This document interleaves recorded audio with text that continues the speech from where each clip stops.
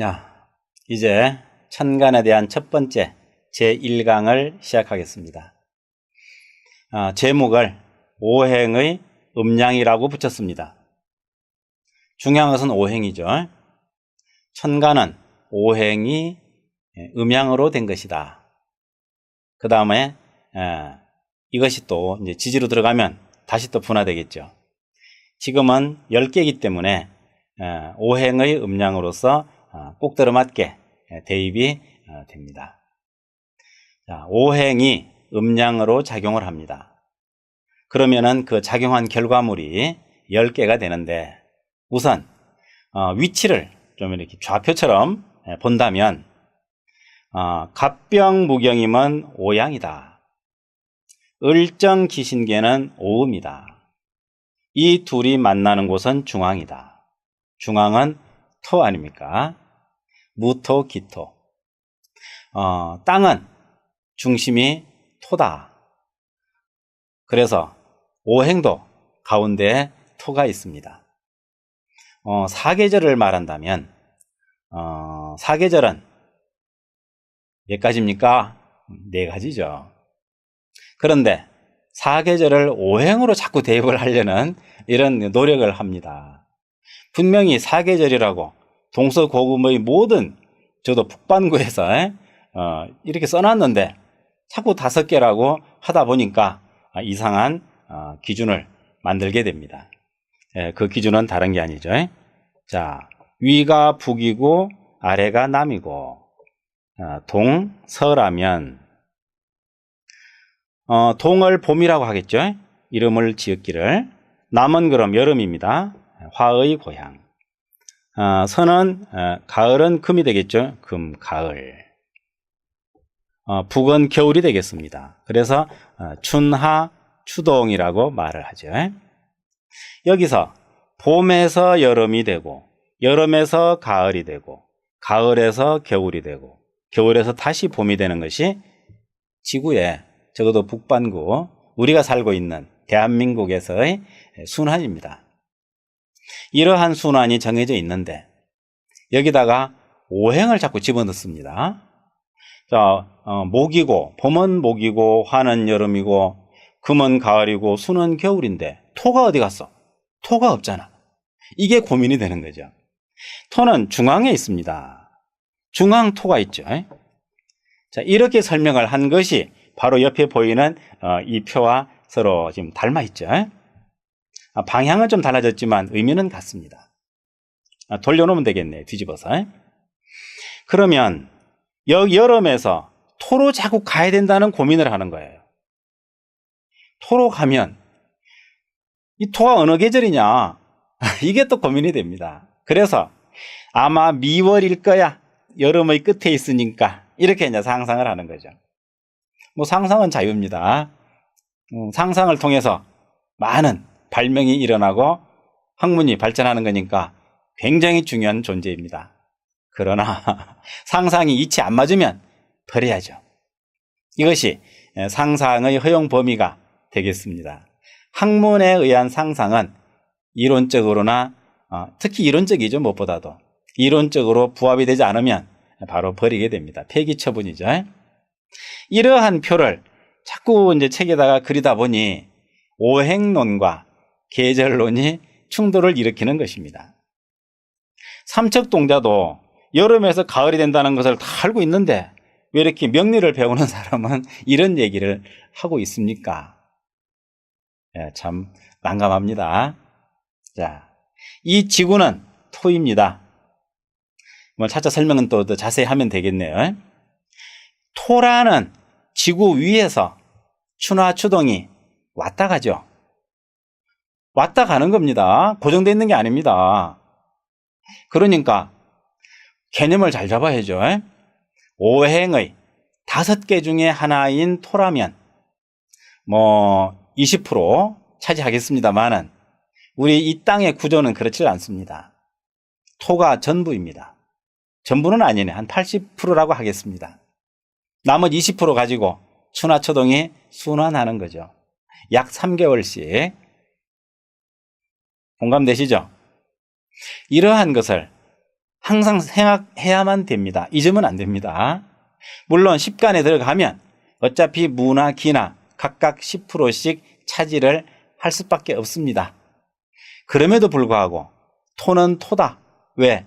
10간 위에 있는 것은 오행이고 오행 중에 중심은 토니까. 이 땅은 토니까. 토는 도니까. 이 간이라는 글자를 뒤집으면 결국은 토가 되는 거잖아요.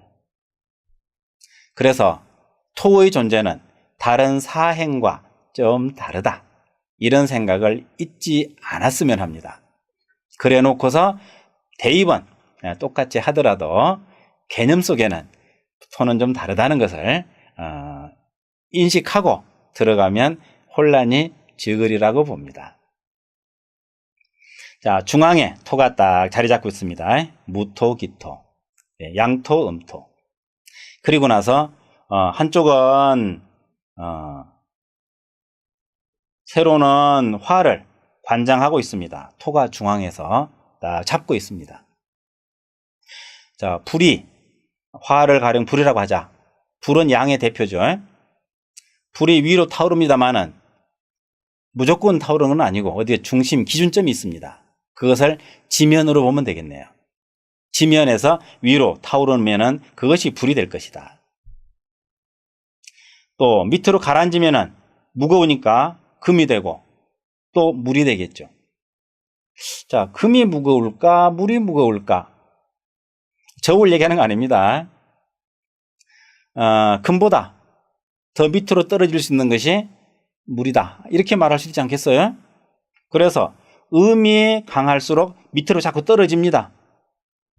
이런 식으로. 그러면은 병이 양인데 갑은 양보다 병보다 더 위에 있네? 그러네요.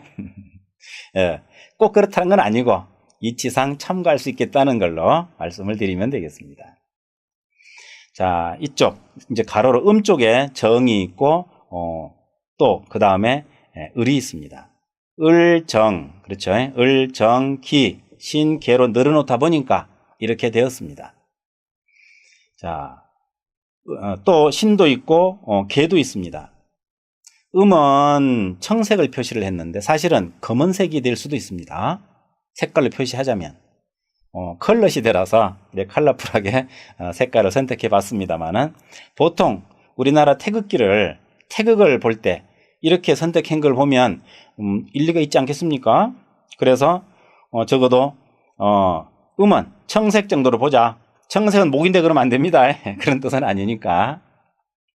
자, 음을 을정기신계라고 하고 가로의 도입니다. 음의 도입니다. 움직임이 거의 없다. 이렇게 봐도 되겠네요. 그러면은 갑병무경임은 양의 도입니다. 따로는 별로 할 일이 없습니다. 따로 세로로 갑병무경임만 딱 있어가지고 뭘 하겠어요? 또 음만 있어도 안 됩니다. 항상 음과 양이 같이 있어야죠. 이것은 음양의 도리. 아울러서 음양이 움직이는 그 뿌리, 바탕에는 오행이 자리를 잡아야 됩니다. 그래서 목화토금수가 자리를 지키고 있게 됩니다. 그것을 우리는 추나추동으로도 이야기를 하죠. 자, 이 도가 오음오양 이렇게 구성이 되어 있다고 봤습니다. 도는 만나는 곳에 변화가 생깁니다. 따로따로는 의미가 없죠.